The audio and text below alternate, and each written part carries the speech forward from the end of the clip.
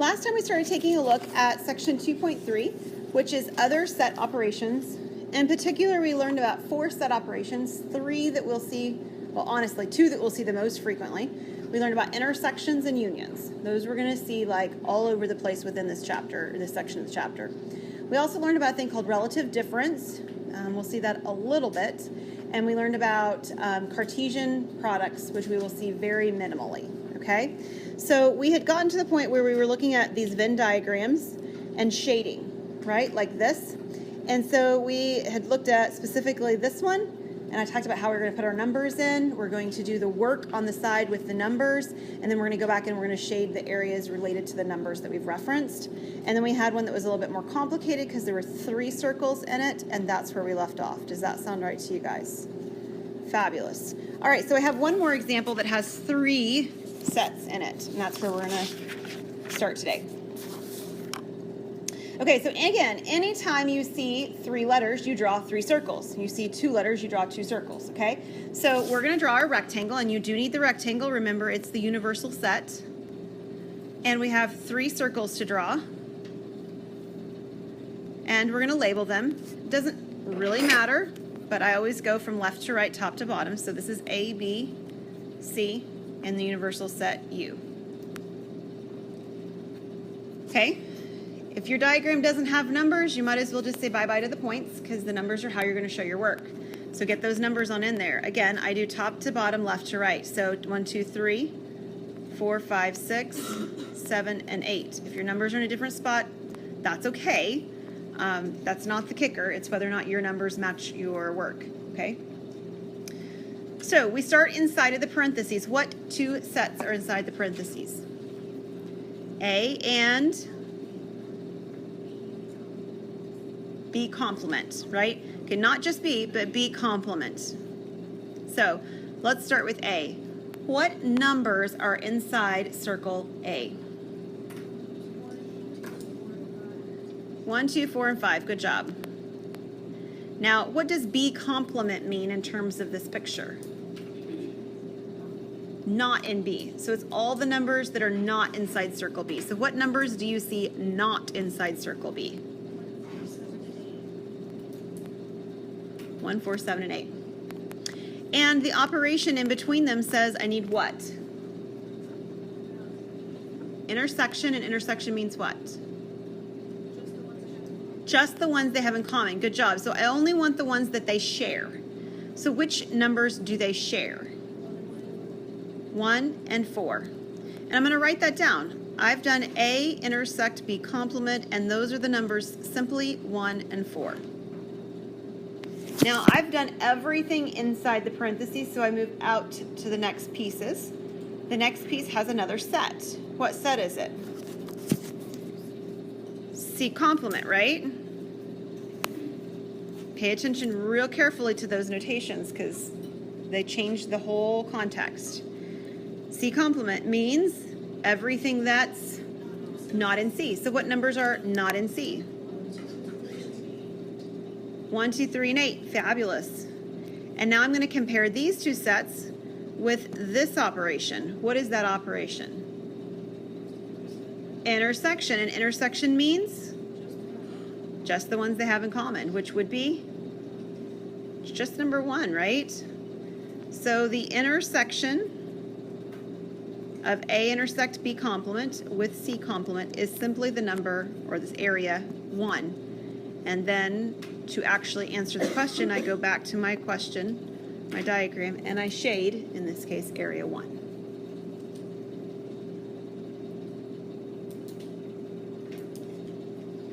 Now, one kind of just random thing to throw out there. Some of your questions are going to start out with Venn diagrams that don't necessarily look like mine, like it might actually look like this, let's just say. And they call this A and this B and this C. And this is your universal set. That's totally fine. Just number the regions you have, right? So if it started out looking something like this, maybe you decide to go 1, 2, 3, 4, and 5. You still do all the process and all the work the same way. You've just got fewer regions to deal with than 8 of them, okay? Not a different problem, just different work to show, well, the same work to show with different regions, okay? All right, so you might be looking at this and saying, okay, fine, fun math puzzle, but that's really kind of like not useful for anything. Like what would be the point of learning how to sort of put all these numbers in here and do stuff with them? I mean, like, what am I doing? Well, we're actually going to use these numbers now. We're going to have numbers that we're going to use to represent numbers of items of things. So I'm going to show you an example. Again, it doesn't have any context because I want you to see how the process works, and then I'll show you the why it matters, okay? So this one actually tells you how many values, elements, are in certain areas of the diagram. So draw me a diagram. Notice how many letters are referenced here. 3. So I need 3 circles, okay? Just like before, A, B, C, universal set U, but don't put any numbers in. Just leave them blank for now. So we're going to start at the top, and our goal is to put numbers everywhere, but they're not just numbers sort of giving a location, because that's what we just did, numbers that represented a location. These numbers actually represent quantities of, we'll say people just so I can stop saying things, people in each category, quantities of people in each category. How many people are in each one of these areas of my diagram? So if you take a look at the first piece, it says the number in set A is 24. But take a look with me. In set A, I have this piece, and this piece, and this piece, and this piece. And all combined, they have to equal 24. So that's 4 regions, and I have got 24 people to split up among them. There's a lot of different ways that could happen, right? I mean, they could just have 24 in one of the places and zeros everywhere else. Or maybe there's like 5 in some of them, and 6 in some of them, and 0 in some of them. There's lots of possibilities, right? So I probably don't want to start with what I just highlighted as the first place to start with all this information. So if the number of items in set 24 is 24, the number of items in this set is 24, and the number is this, none of those are real helpful places to start. I've got too many different possibilities of ways I could divvy up the people. Okay? So take a look then at what happens after that. This one says the number of people in sets A intersect B. So where is A intersect B? Well, it's here and here, right? How many regions is that? 2. That's better than 4. Agreed? So, like, legitimately, could I use trial and error? I probably could, right? I could do 10 and 0, 9 and 1, 8 and 2, 7 and 3. I mean, there's way fewer possibilities than there was on the last one. But even as I started listing them, that's still quite a few possibilities, isn't it? So, still, again, probably not where we want to start.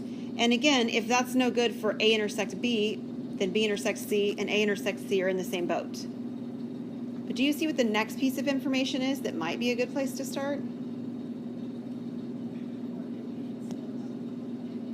Whoops.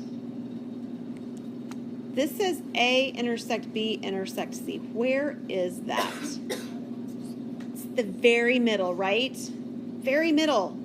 How many regions is it talking about? Just 1. So this is a good piece of information to isolate for us to figure out where to start. It tells us that all 6 of those people are right there. That's what it tells us. And the cool thing about that is that means that I'm going to mark it off as having been done now, is that if I go up a line and I look at this one now, A intersect B, again, it's still this region and this region, right? But the middle one I know is 6. So how much is the upper one? It has to be 4 because they have to add to 10. So now I've got 4 people here, and I know for sure because it adds to 10. No trial and error, right? So this still feels like Sudoku to me, this part of it, because like you're trying to piece things together, and except at Sudoku, at some point it feels like I think you have to guess. There's some places where you don't get to actually have education. You just go, and then you erase everything. Okay, how about this one? B intersects C. So B intersects C would be here and here, and what does it have to add up to? 8, and I already have 6, so how many do I have left? 2. And the last one through that middle section is A intersects C, which is 15. So this piece and this piece have to be 15, so what's the missing piece?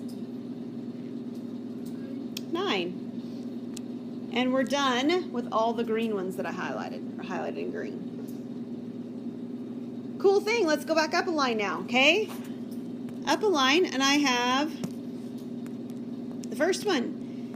A is 24. Well, I had 4 regions, and I still do. Here's 1, 2, 3, 4. There's 4 regions, but 3 of them are filled in, right? Yeah. So what is 4 plus 6? 10 plus 9 would be 19, and I'm supposed to have 24, so how many do I lack? 5. Good job. And then we're done with region A. How about number of items in B, region B? Well, I have that same 10, 4, and 6, plus I have 2 more, which would be 12. So how many more do I need?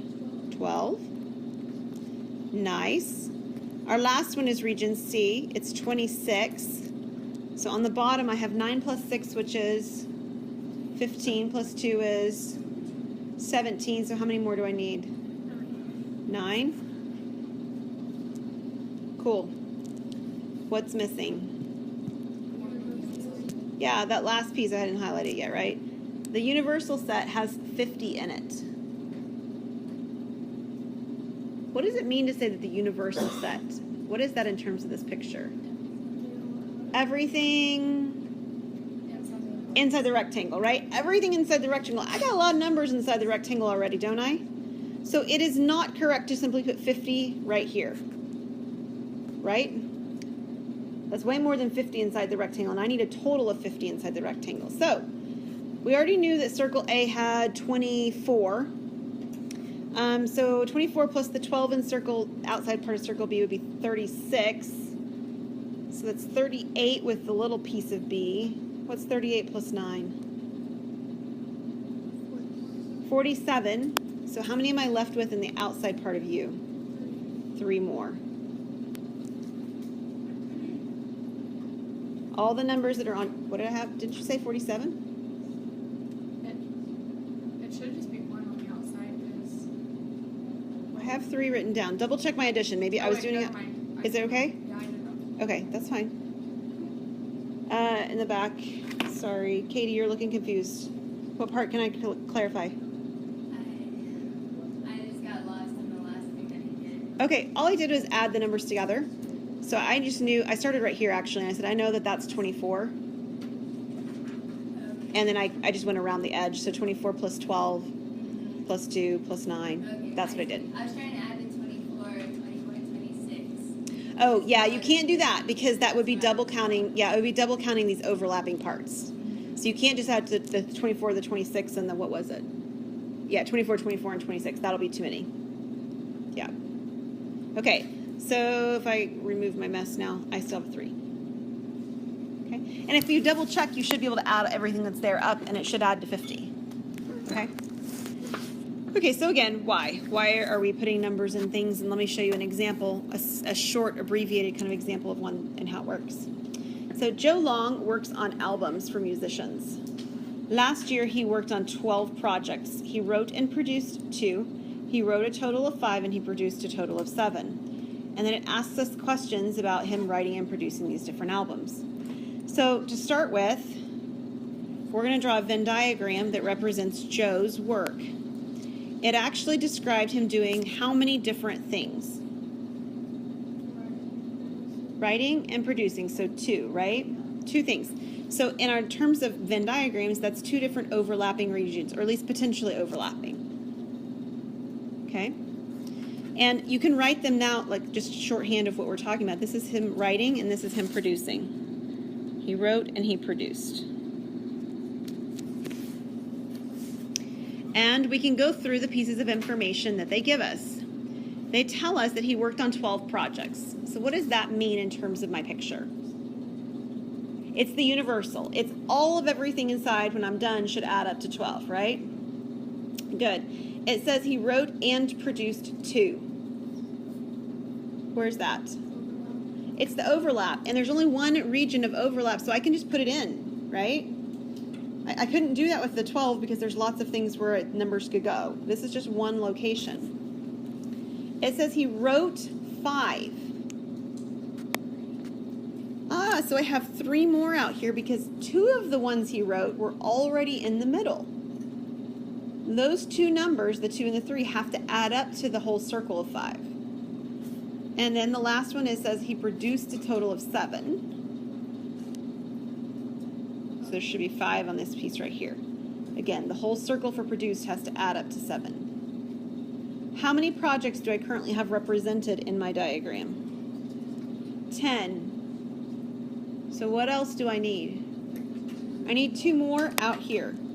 So he must have done something else besides writing or producing on those 2 other options, right? Maybe he performed in them. Maybe he consulted on them. Maybe he edited this something, or I don't know. He did something else, but it wasn't writing or producing, okay? The hardest part of this question is what you just did, right? Putting the diagram together. Once you've put the diagram together, you can use that diagram to answer the questions that it asks you.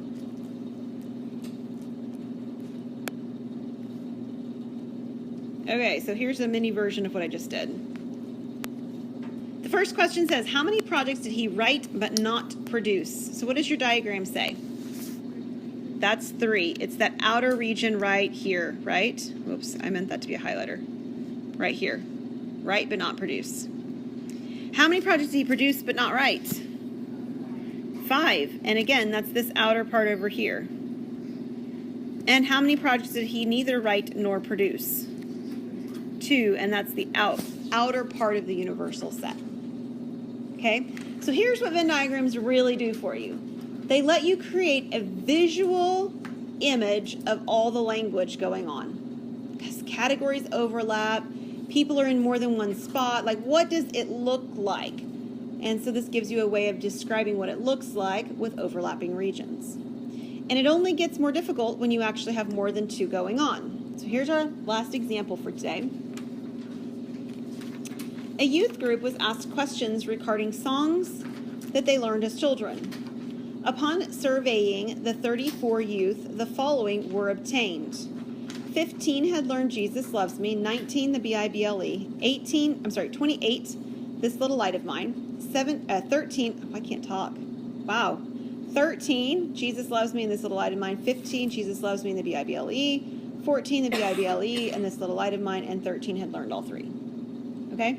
So we've got all this category information that we've collected on some kind of a survey, and we would like to examine it. All right? So we're going to start by drawing a Venn diagram. We've got all these questions to be asked. My Venn diagram is going to go over here. How many categories do I have? There are 3. There are the 3 songs, right? So on this one, I'm going to put Jesus Loves Me on the top left. We're going to put the B-I-B-L-E on the bottom. If you put them in a different spot, it's not going to hurt anything. Don't fret. And we're going to put this little light of mine on the right.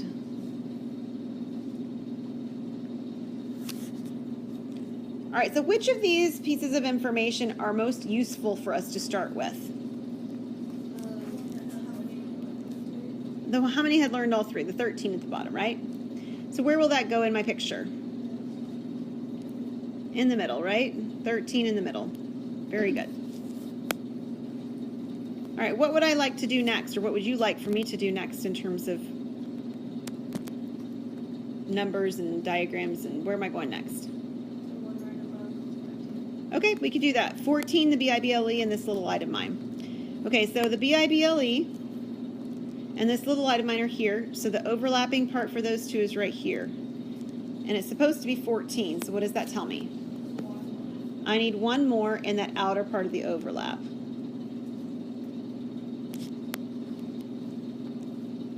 All right, working our way up. 15, Jesus Loves Me in the B-I-B-L-E.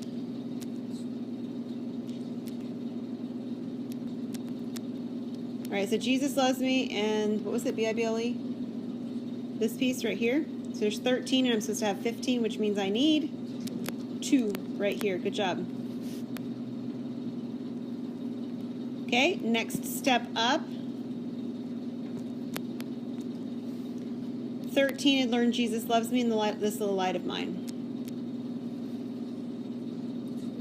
So there's 0 in that top overlapping region, right? Because I already had all 13 of those people represented. Cool. Shall we just continue to move on up the ladder, if you will? You all good with that? Okay.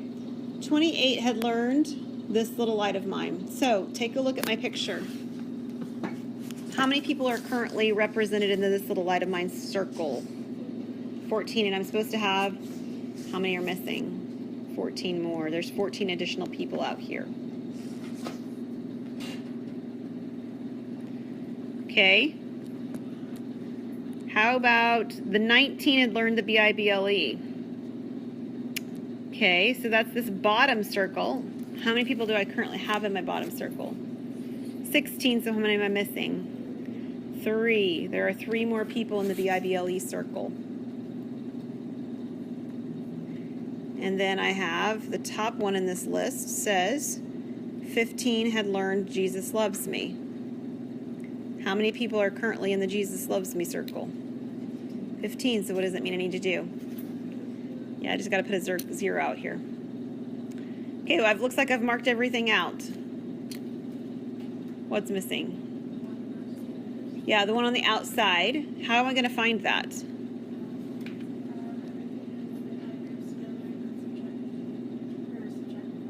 From 34. Okay, good. So this piece right here is still something I need to deal with, right? The 34 youth total.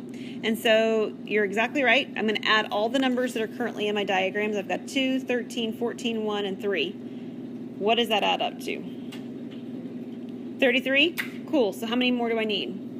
1. So there's 1 more out here. Now here's the deal. If you make a mistake on doing this diagram, then what's going to happen is that obviously the numbers in your list of numbers that you're about to put over here and answering the questions is going to be off, right?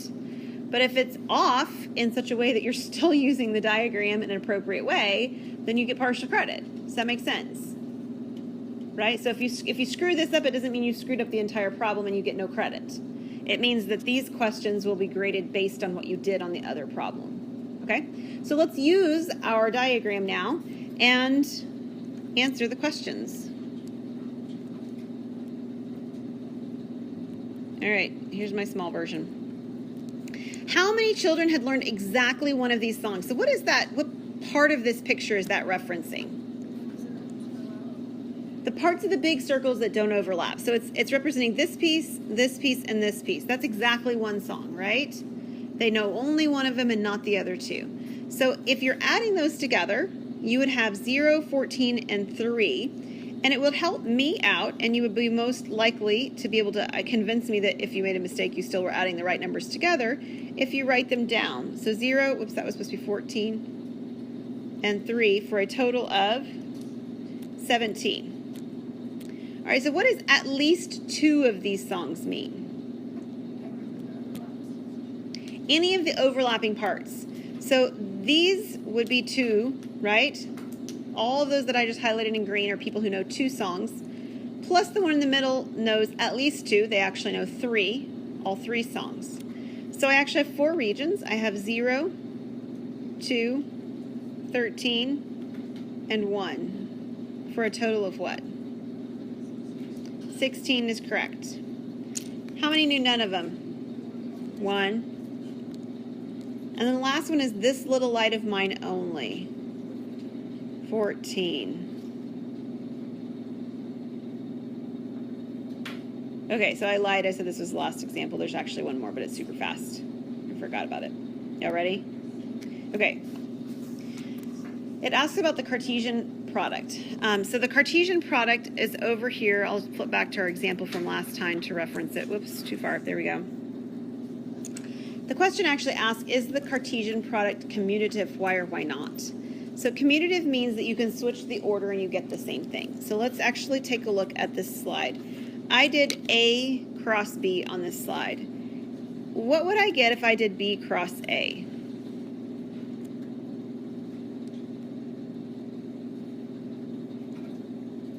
What would it look like?